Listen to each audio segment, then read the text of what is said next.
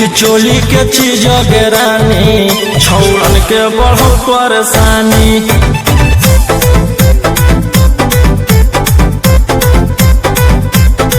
देखी लहंगा के चीज रानी छौड़न के बढ़ो परेशानी।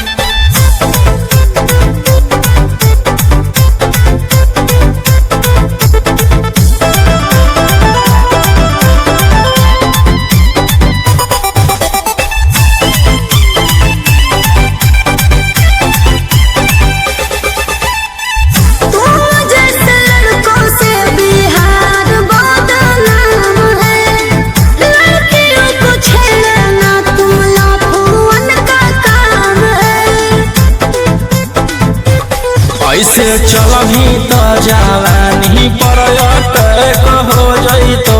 लइकन छोड़ छौड़ी बुढ़ाओ के हार्ट अटैक हो जइतो।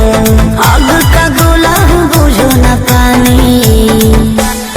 देखी चोली के चीज रानी छौड़न के बढ़ो परेशानी।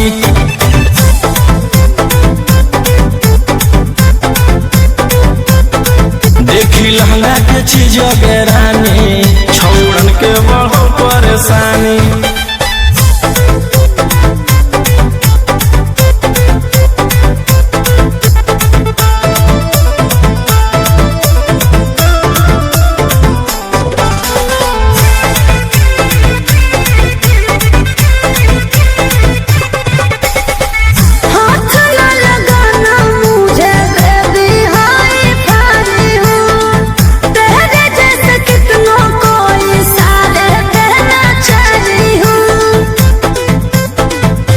रौशन रोहिया के नजर पर जखनी चढ़ जाइनी।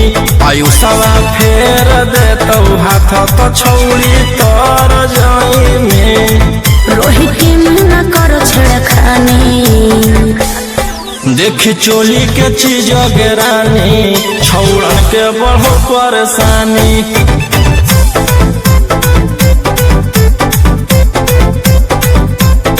देखी लहंगा के चीज रानी छौड़न के बढ़ो परेशानी।